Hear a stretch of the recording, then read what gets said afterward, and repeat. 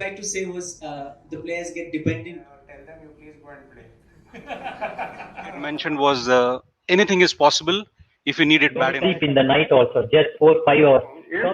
Just take help of the experts because they can feedback the parents give to the child. Bhushan, I really congratulate. It's great to have these talks Yes, between. the parent plays the most important role in a sportsman or players. See, the belief that sports and academics are Usain Bolt record, and if you look at these, Tell us about that toughest phase of your life. but I got into comfort zone and see, every day there are so many things which are one of the biggest problems for athletes who don't understand is that. but my coach Ripa sir, who always motivated me, there were other riders also, but I was not. I want to kind of just focus. Two point of view: what a kid likes and what the parent want them to do. Right. The mentality of every person is a security. Probably go 70% of my sessions for preparing on my strength. Like the physical fitness is very crucial when you are actually playing in a tournament. I think one of the key things is that be courageous. So devotion is, I think, a much greater level of dedication. Reason is my family upbringing and family background. So the coach has a different mindset. At protein supplementation, and there are several ways to. Hello everyone, welcome to Sports Champ Live Talk Show, a journey of sports, episode 30. I'm Bhushan Thakur, founder and editor-in-chief of Sports Champ, a sports education magazine. Today's show is on psychology in sports. We have a very special guest with us today who will be sharing key insights which will guide many in their journey of sports. Today's special guest is Dr. Brian Alman. Now let me introduce his achievements with you all.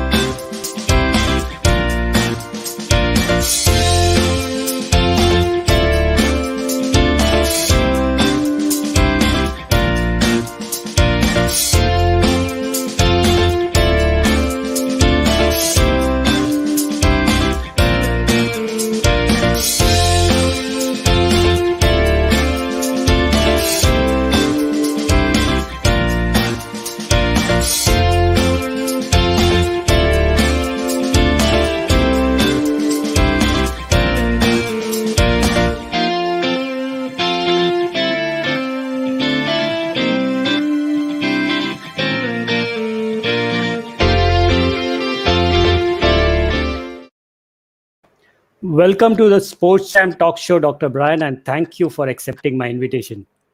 Definitely. Thank you for inviting me. As per Sports Champ Talk Show, we have a small challenge before we start our talk. And the challenge is I'll be asking you 7 words, and you have to instantly tell me what first thing comes in your mind after listening to those words. Are you ready for that? Sounds good. I'll just say that in sports, we don't want to rush. We don't want to hurry. So when you give me a word, you'll probably notice that I'm practicing what I teach. I oftentimes breathe my way through and into all challenges. So please join me. Okay, perfect. So my first word is success. Inner success is as important as outer success. First things happen on the inside, and then they happen on the outside. Fantastic. Honesty. Being honest with ourselves is step 1. Self-respect is the most important thing. And when we are honest with ourselves, we are honest with other people, and people actually love honesty. It's simple. Fantastic. Fulfillment. Definitely an inner experience. We need to feel fulfilled, well practiced, strong mind, body, heart, and soul on the inside to be able to actualize our successes on the outside. My fourth word is patience. The most important thing in life is patience, as long as it's collaborating with perseverance and hard work. Wow. Dream. Dream big, because miracles happen, and the bigger you dream, the bigger your success is, as long as you add the patience, perseverance, and hard work we just mentioned. Last two words. Next one is hope. Hope. Important. More important than hope is being able to go deep inside and discover what is essential for making hopes actually be realized. So it's a deep hope, maybe deeper than we usually go, that is essential. Fantastic. And my last word is courage. Courage comes from encouragement. It's important that we encourage ourselves, and it's important that we surround ourselves, our inner circle, our 10-foot circle, with people that are encouraging to us. And anybody that is discouraging needs to be kept outside of that 10-foot glass circle around.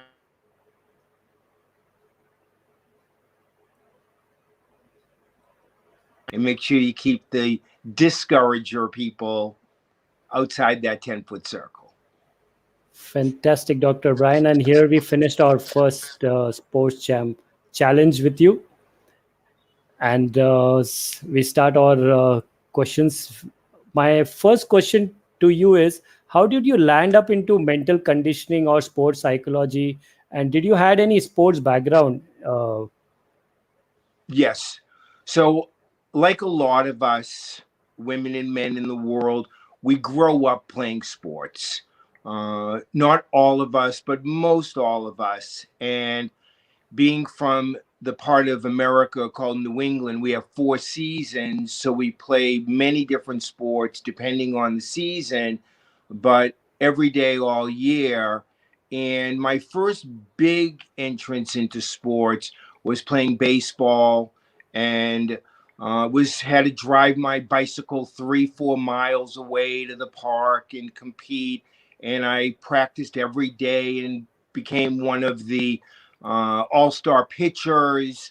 And I was totally devoted, and I thought I would do that for the rest of my life because I fell in love with the game.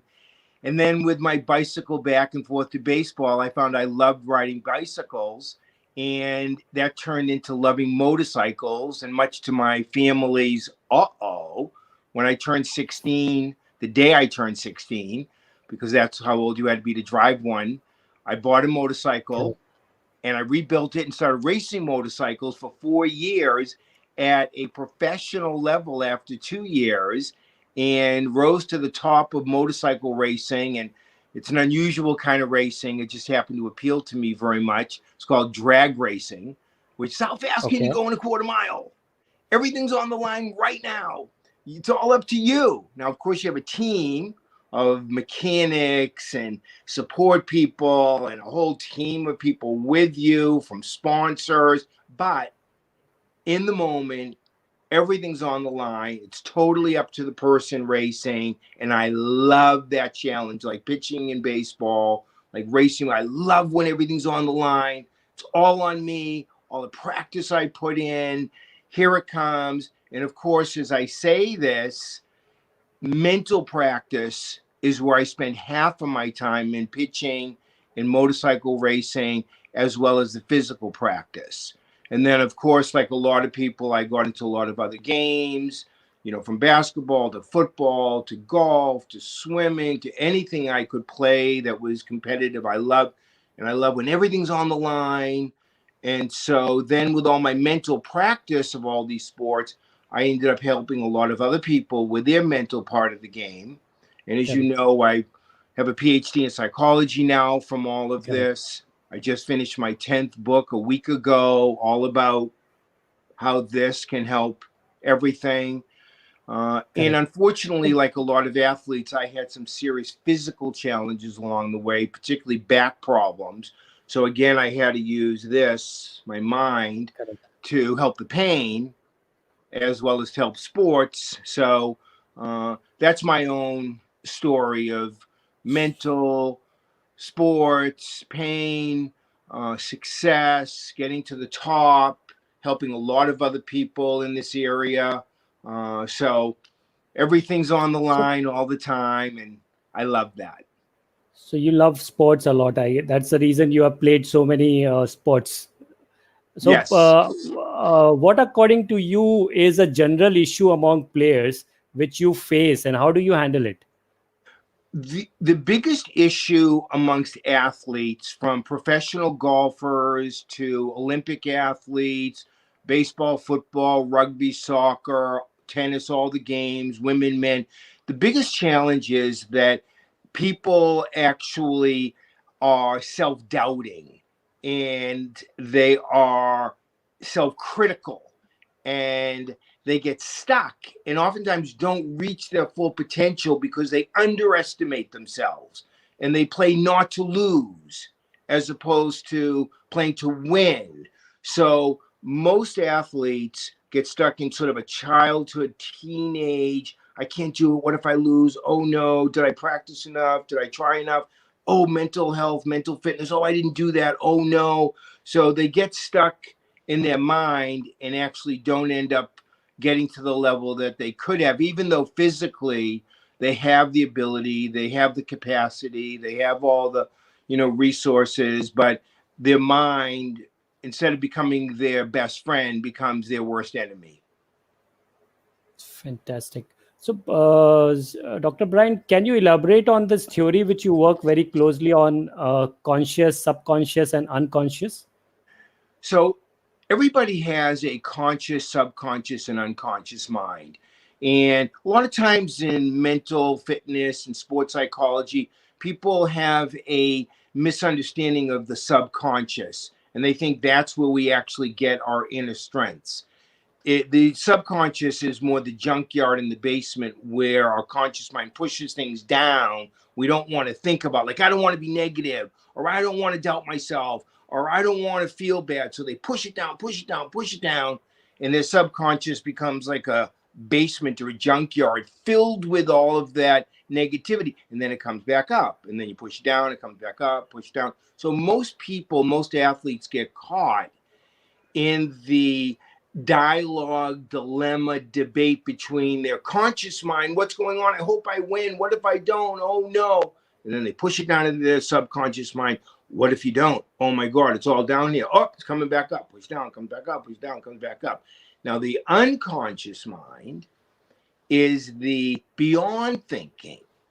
It's the innermost athlete. It's the innermost you.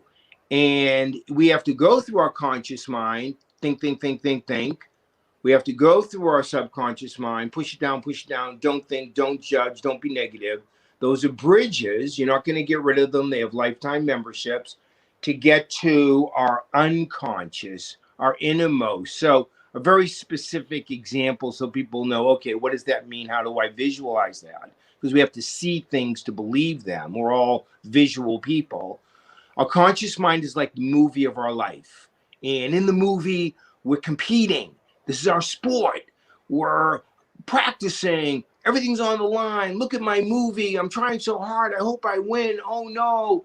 And then the 15th row perspective of the movie, the judge, the critic, the coach, that's, you're not doing it all right. You're not perfect. That 15th row perspective of our movie, that's the subconscious mind. So the movie of our sports and our life, that's our conscious mind. The 15th row perspective in the movie theater, the judge, the critic, the perfectionist, that's our subconscious mind. And when we get all the way back to the last row of the theater, the very back row, where we can observe the judge, who basically is on the phone, never shuts up, very negative, We can observe the movie, us competing, practicing, all of that. From this last row perspective, we can be our whole self. And this last row is where our unconscious mind lives. It's always with us, 100% of the time, always available. Just most people, it's only available 1% of the time. With the mental fitness techniques that we can learn, it can be available 100% of the time, not 1% of the time. That's a game changer. That's the difference between not losing and winning. That's the difference between being okay versus your absolute best. So the unconscious mind, what I call your last row perspective, this is your innermost self. This is your inner wisdom. This is your beyond thinking, beyond your subconscious, beyond your conscious, even though those are parts of you. Like I said, lifetime memberships, don't try to get rid of those. But your inner strength, your mental fitness, your ability to win a race, to win a competition, to absolutely be 100% your best, no matter what, that comes from your unconscious mind, your innermost self. So deep, Dr. Brian. Here, my next question is, many players play amazingly well in practice, but takes pressure during matches, as you must have seen. So what goes wrong during execution in the match, and what preparation are required to achieve the same? Right. That's very common.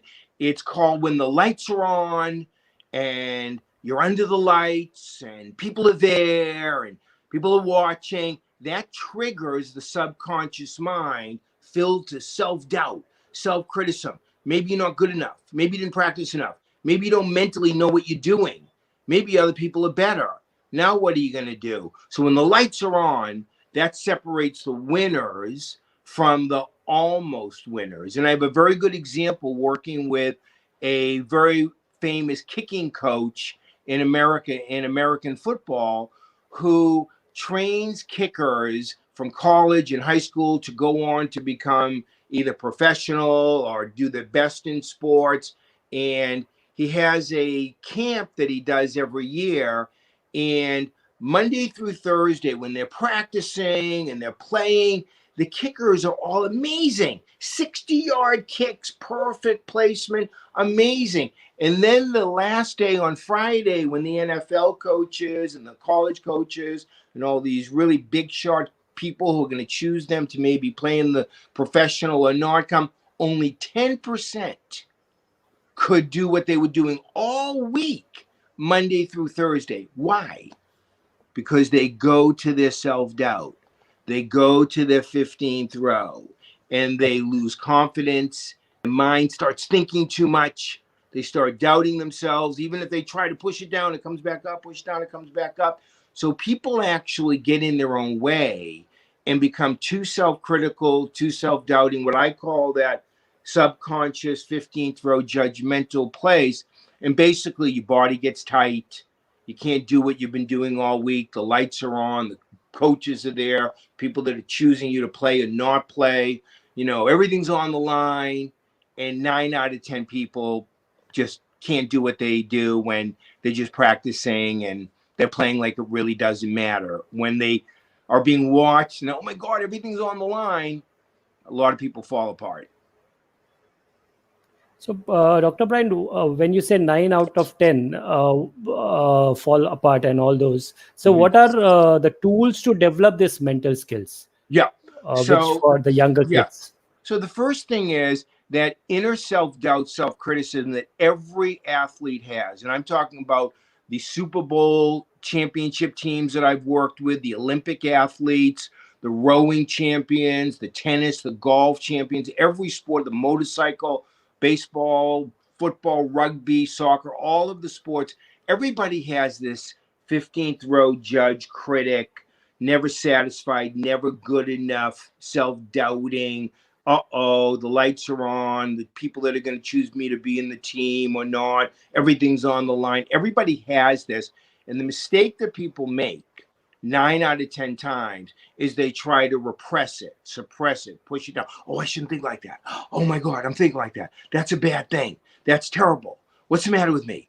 And what happens is anything you push down Any negativity or self-doubt you push down gets stronger and stronger till it takes revenge. That's what happens. It's human, it's natural. So people have to learn, and it's very difficult to find places that you can learn this, because unless you've been an athlete, unless you've been challenged in these situations and you figured out how to succeed, you'd never know.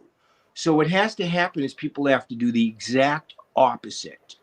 They have to give that inner judge, inner critic, never satisfied, never good enough, perfection is part of them, because it's not going anywhere. You push it down and get stronger and stronger. You have to do the opposite and give it a voice, like stream of consciousness. Okay, negative self-doubt. Okay, pain in the rear end, coach. Okay, perfection is part of me. What are you trying to tell me? And I tell people, put a writing utensil in their non-dominant hand. So if you're right-handed, put in your left hand. If you're left-handed, put in your right hand. Close your eyes and get a big pad of paper. And with your non-dominant hand and your eyes closed, do what's called a stream of consciousness journaling, and just write and scribble and doodle and give that inner judge, inner critic, perfectionist, self-doubting part of you a voice. Let it go. Release it. Let it be expressed, because you're not getting rid of it. It'll get stronger if you try.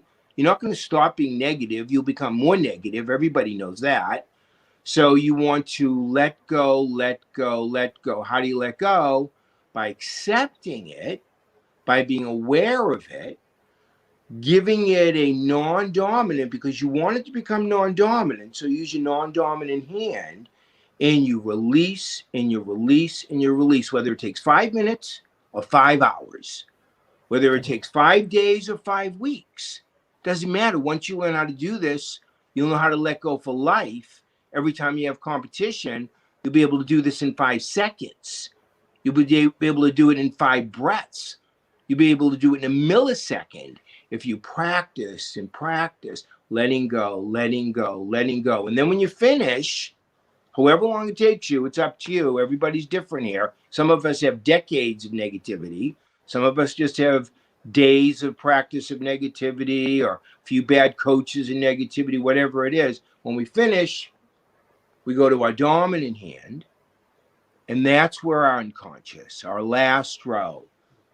After letting go, stream of consciousness, all that negativity, perfectionist stuff, after we empty out, the stream is empty. Then our unconscious, because you want this to be dominant, so using your dominant hand, keep your eyes closed, and whatever your best answers are for the competition, for the sports, for the practice, for your life, how to live, how to practice, how to compete, you write down with your dominant. It just comes to you spontaneously. There's no public path, no formula. Nobody's going to be able to give this to you. It comes from deep inside yourself in your unconscious mind. Yeah. Dr. Brian, we always heard this in our childhood, and also we keep on hearing this, that it is said that be positive. Right. But how to be positive? No one gives detail about the same. So tell us, how should a player prepare a mindset to be positive? Right. Well, as we just went through, the only way to be positive is to be real, to be honest, which means you're expressing and letting go of all the negative, non-dominant hand, releasing, judge, critic. You have to utilize negativity as a bridge to positivity. Unfortunately, most psychology, sports psychology, mental fitness, mental health says, oh, you need to be positive. Everybody needs to be positive. Just be positive. Well, that's ridiculous. That's impossible. That's impossible. How can you be positive when you're worried, when you're nervous, when you did crappy last time, when you know who you're competing against? It's impossible. So you have to be real and honest and be as negative as possible.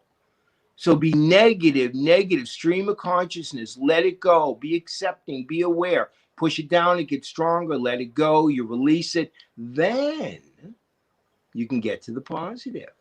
Because the positive view is the realistic view. It's only accessible from the unconscious, the inner, the last row. Because remember, the subconscious is filled with judgment and negativity. in our sports, our movie, there's plenty of reasons to be negative. We've all failed. We've all made mistakes. We've all lost. So we have to let go of all of that to get to the positive. So negativity is a bridge to positivity. It's impossible to always be positive. And you know, when you meet somebody that's always positive, you don't even trust him anyway. Correct.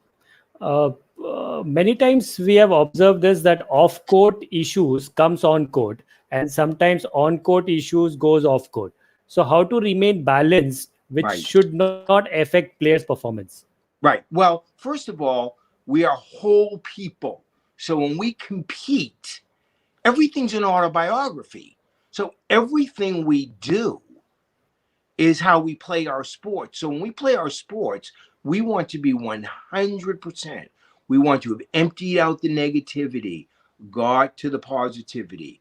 We want to be honest, real. We want to have practiced and visualized every possible experience that might happen in the competition far in advance, over and over and over again, to be 100% ready, over prepare mentally, just like we over prepare physically.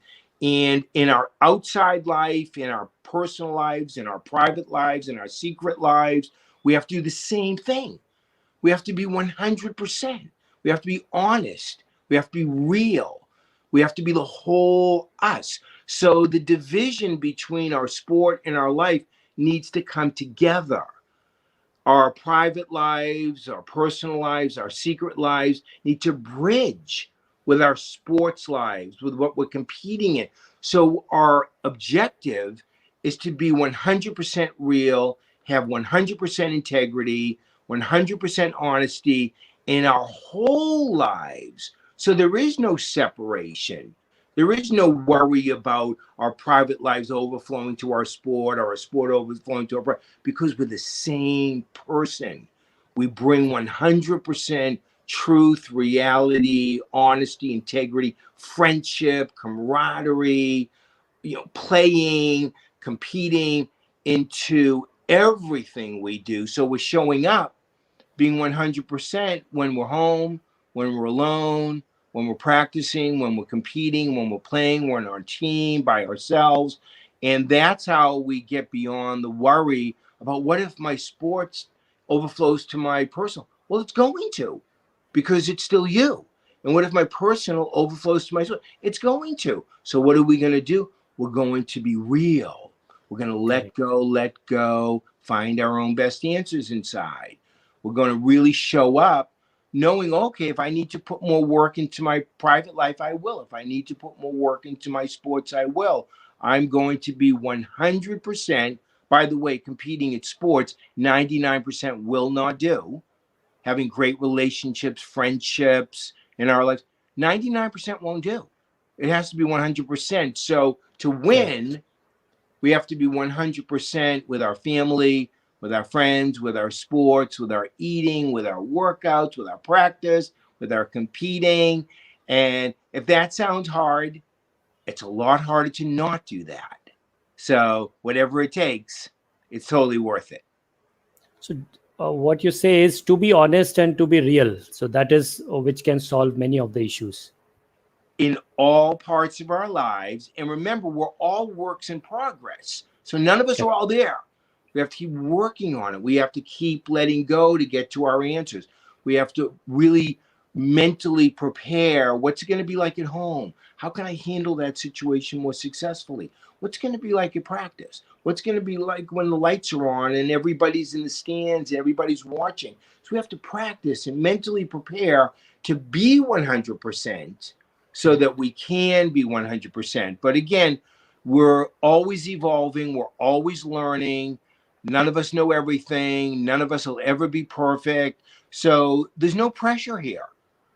It's just keep being 100% and you'll keep evolving and keep getting better in all parts of your life. Don't you think, Dr. Brian, that fear is the major issue in everything, whatever happens? And some time back, I've heard the full form of fear, which is called false evidence accepted real. So any evidence which you accept it as real in your mind, that get converted into fear.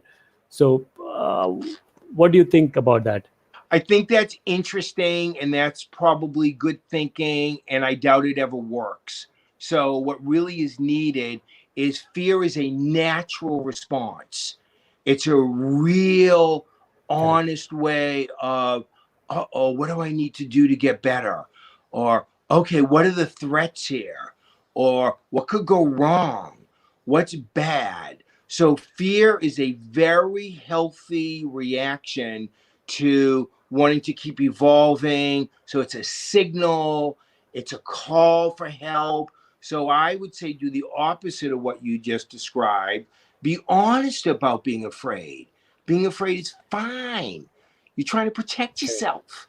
You're trying to preserve yourself. So say yes to the fear and be real and be honest about the fear and accept it and give it a voice, stream of consciousness, let it go.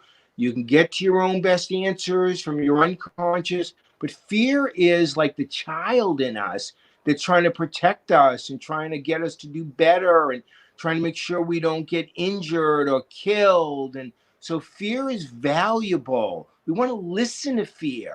We want to give fear a voice. We want to get to know fear. And as crazy as this may sound to people who've been trying to push it down and get rid of it, and none of them have been successful, we actually want to learn to be loving towards our fear. Thank you for trying to help me. Thank you for whatever you're trying to tell me. I'm all ears. Tell me, I'm going to listen. So listen, become friendly. And of course, what happens is the fear will relax.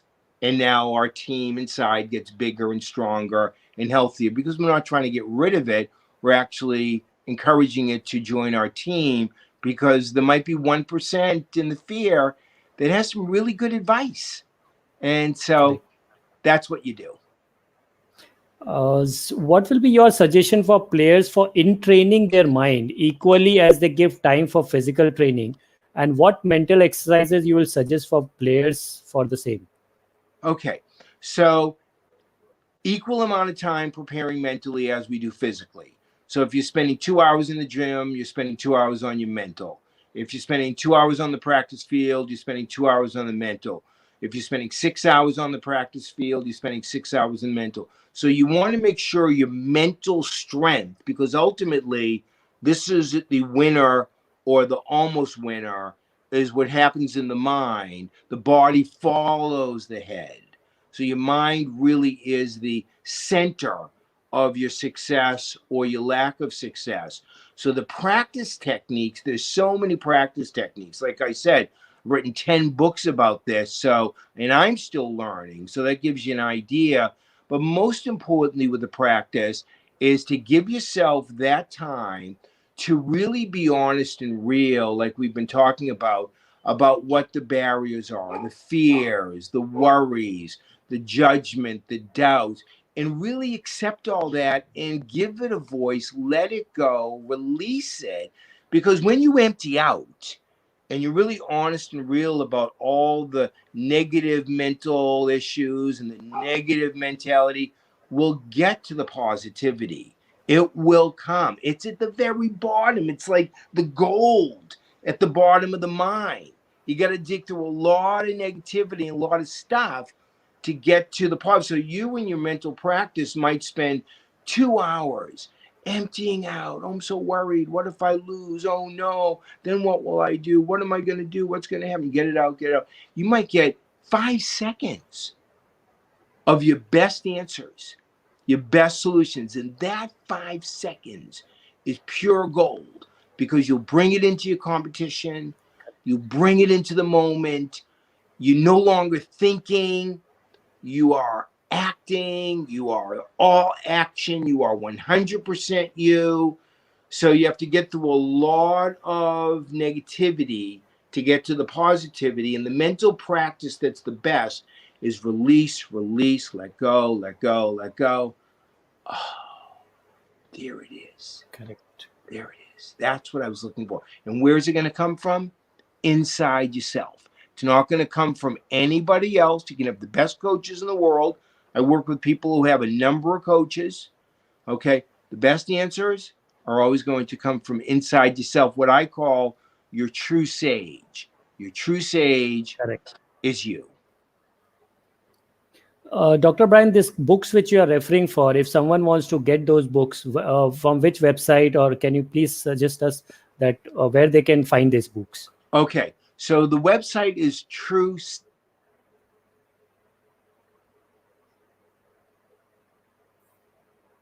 That is where they can find all the books, and of course they can find them in Amazon, and of course they can find them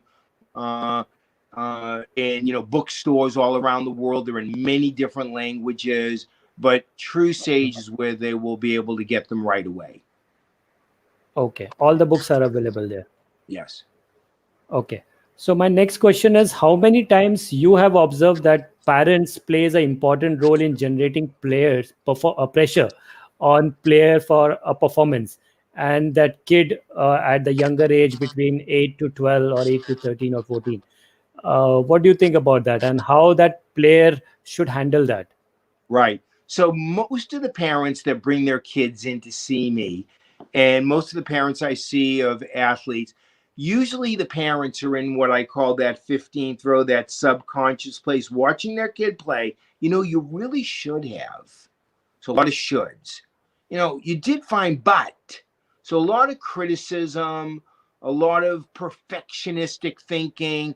So a lot of times the parents, most parents, again, 9 out of 10, there's an exception, of course, but 9 out of 10 are judgmental, critical, perfectionist. They want what's best for their kid. I mean, it's well-meaning, it's well-intentioned, Correct. it's not mean-spirited. Just like a lot of times assistant coaches, you did good, but everything was fine, but a lot of shoulds. So the parents, the coaches are oftentimes, sort of shoulds and buts and critical judges. So that gets inside the athlete's head. Now they're full of, oh, I did good, but, oh, I should have done that. Why didn't I do that? So people that are athletes, kids, all ages, get that parent and coaches, 15th row judge perspective inside of them. So I usually have the parents wait outside, or if I'm at the field or the sports place, have the coaches, everybody give us some room. I work with the athlete one-on-one, and I say, okay, you have an inner parent inside of you. Your parents' voices are inside of you. Your coach is yelling at you. Okay, and you're doing it to yourself now. What's all that chatter about? What is all that noise? Give it a voice. Tell me what they're saying. Close your eyes and tell me everything. Well, you're not good enough. You're never going to be good enough if you don't practice more, and you're not eating good, and your sleeping's bad, and get off your phone and start using your laptop. Oh my God, you're not practicing enough. You're not over and over. Okay, what else? And I let them empty out. Well, this is going to take days if I tell you everything. Don't worry, I've got days. Do it. And usually within 15 minutes or an hour or two, it all comes out. Okay, now that all of that is out, and it's not you, it's the voices you've heard, it's the training you've had, what do you really feel is best for you? What would you love to integrate into your sports? What would you love to integrate into your life? And so I get them to their unconscious. Okay, their unconscious mind is even smarter than they are. I get them to their unconscious and help them find their own best answers. I don't have the answers. I'm just facilitating them finding their own best answers. Like in a musical situation, you've got a maestro, and then you have the person, the virtuoso, the person singing or playing the instrument. So in this kind of work, the only person that has the best answers is the athlete themselves. And we're facilitating the athlete finding their own best answers, which are oftentimes underneath all the shoulds and the crap and the judgment and the perfectionist and all of that they've heard so many millions of times and told themselves millions of times that has to be emptied out and released to get to their unconscious and their own best answers. So are you referring to this meditation with healing techniques by which this can come out? The techniques are bridges, like boats, like vehicles, devices. In my book, Your Inner Voice, which is for athletes, the best techniques I've learned to help people get beyond the devices, get beyond the techniques, get beyond the bridges to their own inner resources, their unconscious. So the bridges and the devices and the meditations and the mindfulness and the visualization and guided imagery and self-hypnosis and hypnosis and all these sports are wonderful ways to get to people discovering beyond the techniques, their unconscious, their inner answers, their inner wisdom. So all of those techniques that I write about, teach about, they're available. Everybody can learn them. There's wonderful techniques, very helpful, but they're only to get us to the point where we get beyond the techniques, get beyond the devices, get beyond the bridges, get beyond the techniques that people are teaching us to our own inner wisdom, which is nonverbal. It's just a knowing. Okay, this is it. I've got it. This is what I'm gonna do. This is what's going to work. And it does. Super. Dr. Brian, my last question is, any toughest case of your life during mental conditioning session with any player? And say that one? You had. Say one more time. Any toughest case of your life during mental conditioning session with any player? Well, the one I think of is in the U.S. there's something called the Super Bowl, which is they call it the world champion. It's really just the American champion of football. And they hadn't won a Super Bowl, I think in decades. And so I said, well, when I work with a team, I always start with the owner or the top coach, because everything has a trickle down. So if the owner or the top coach is negative, 15th row critical, judgmental, it affects all the other coaches and all the players and everybody everywhere. So I want to work at the top to get that owner to be able to get healthier and more unconscious, more last row. So that will trickle down to all the managers and all the players and everybody else. So, well, this team really didn't want the owner. He didn't want to come. He just wanted to pay me to help the coaches and the players. And I go, well, okay, I'll do all that, but I have to start with the owner because of this trickle down. So very reluctantly, the person flew to California. I do a lot of my sessions on the beach. My sessions oftentimes are anywhere from 2 to 8 hours for 2 or 3 or 4 days. And I insisted that he do that. He was one of the most negative, judgmental, critical people I had ever met. Billionaire, owns a team, everything, and was just a 15th row. Well, my team and my coaches, and the reason we haven't won, and I have issues too, and I'm taking all these pills, I'm drinking all these problems, but that shouldn't affect anybody else. I go, okay, fine. So I'm not going to help anybody on your team, your coaches, your players, anybody, until you get the help you need so you get better. Well, I don't want to do that. Well, then I'm not going to help you. So, of course, he did it. And after 3 days at the beach, he transformed from this to more self-acceptance, understanding, like a transformation of a person. The medications, the pills he was taking went from dozens and dozens a day down to 2 or 3. All of his attitude, his relationships were improving. He became a much more evolved, healthy, unconscious last row person. First time in decades. His team won that year. They won everything. Wow. Nobody thought they would. That was a very difficult case because he wasn't really open, didn't really want to do the work, just wanted everyone else to change. And that just isn't going to happen in the work that I do. It's always, sort of from the top, the trickle down, the parents to the kids, the coaches to the players and managers. And it worked and they won, and nobody was more surprised than this guy. Fantastic experience, Dr. Brian. So here we start our rapid fire round.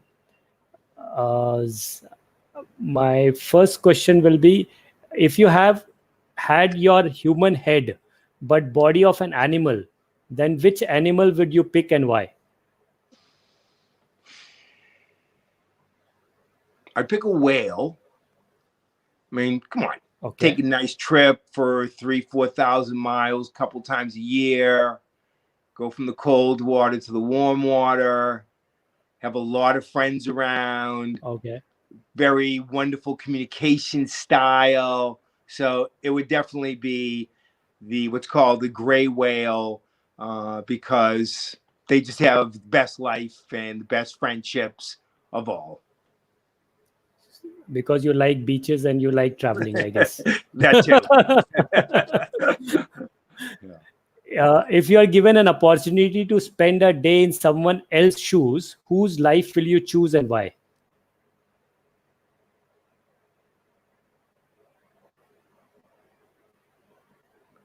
I would say a person who's a wonderful healer. I've met some great healers when I traveled to India, and I've met Mother Teresa, Dalai Lama, and I've met wonderful healers. And I don't know if I would pick one, because I met so many great women and so many great men. Just the work, the contributions they're making to help the world be a better place as they develop their own potentials. So I don't know if it would be one. It would probably be a collective of these wise people who just exist to contribute to the world, to make it a better place. So I probably try on a bunch of different shoes and walk in a lot of people's moccasins. It'd be too hard to choose one. Okay. What was the first career you dreamed of having as a kid? Professional athlete. I just loved sports and knew that sports would be my life forever. And like I said earlier, went from baseball to probably basketball and football and soccer, all the teams I played on, to motorcycle racing. So that was probably yes, I'll be playing sports for the rest of my life at this amazing level. So fortunately, I get to still be in sports. I'm just the mental health coach. Perfect. Who or what was your biggest teacher? I would say my biggest teacher, besides the great people that have helped me, from my teachers in India to Milton Erickson, to I was raised with a mother who was a guru, mentor of our entire family, our whole tribe. I would say my pain, physical pain, being born missing part of my back, part of L4 and L5, was my biggest teacher, because I had to overcome so much. I was in, debilitating pain all the time. I didn't know if I'd ever be able to walk right again, if I'd ever be okay. And so I learned what I could do to help the pain. And so I'd say the pain really set me on my path to learning everything I could about pain control and, being able to tap into the unconscious potential for everything. So I would say my pain, has been my best teacher. Wow. Knowing what you know now, what advice would you give your 18-year-old self?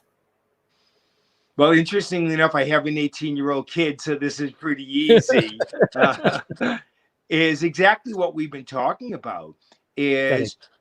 Develop your unconscious potentials and contribute to the world to make it a better place. Fantastic. Which is the most boring part of your day? The most boring part? Yeah. It's rarely boring, because I find people fascinating. I find life fascinating. So boring is probably when I fall asleep, because we all fall asleep when we're bored. So those few moments before I fall asleep, I probably have been reading, and I probably am satisfied with what I've been reading. And when I get bored, like all of us, I overflow into sleeping for the night. Correct. When was the last time you had tears of happiness? It was very recently, when I was hearing from a person who in India, somebody that I believe you know, because I think your father was his coach, somebody named Vivek. And Yes, Vivek Vivek has Kohli. taken his world championship ping pong skills, his world renowned businesses in the world of ping pong and competitions and federations, and is applying it now in India to helping people with coronavirus, bring in oxygen machines, bring in experts with masks that don't allow viruses to get in, to bring in vaccinations from Russia. So Vivek is doing so much from his sports world to help the world of medical and survival in India and going to other countries after India, like Africa. And when Vivek is telling me this just yesterday about how he has taken his ping pong world, I know in many ways, thanks to your father and many people, he's taking his whole team and his businesses and literally taking action, not just having the knowledge, but taking action.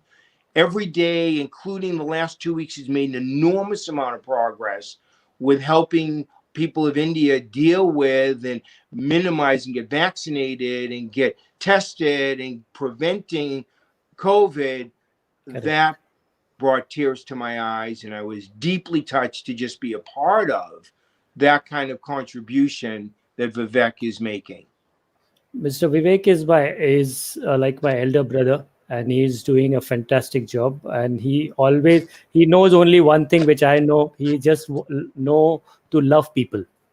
So I've never seen him doing anything else but just loving and spreading love. So my last question to you is, describe yourself in 3 words.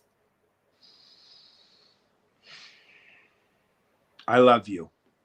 Oh, I love you too. Yeah,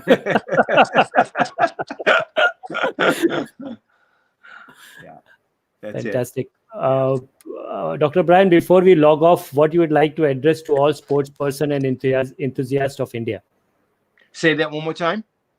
Before we log off, what would you like to address to all sports person and enthusiasts of India? Self-trust, self-respect, self-acceptance, take action, be real, be 100%, never underestimate yourself, be working on your inner athlete every day in every way, and apply it to all parts of your life, not your practice, not just your practice in your sports and your competition, but your friendships and your relationships and your self-care. So be 100% in everything you do, and let your sports be a bridge to being a healthier person and helping other people, and never give up on a great thing. Thank you, Dr. Brian. It was such a wonderful experience and a transformation for me also. And such an amazing knowledge sharing, which will definitely guide many in their journey of sports. And if people want to reach you, where people can reach you or your True Sage? Well, I would say go to truesage.com, TRUESAG.com. I'm on all the social media, Dr. Alman. They can find me from YouTube to, Twitter, Facebook, LinkedIn. Anybody can link with me, connect with me. If they mention us and they mention meeting me through you, I will write back to them. I'll give them a personal, special greeting. So connect with me on social media, Dr. Alman, connect with me at True Sage, connect with me at any way that you want to, and I will get back to you for real one-on-one. Thank you so much, Dr. Alman. And dear viewers, I know now if you want to get your mental conditioning as a sports person, you know whom to connect to. And do not forget to visit truesage.com. Thank you, Dr. Brian. And thank you. It was a wonderful experience for I me. loved it too. Thank you. Thank you so much. Bye-bye.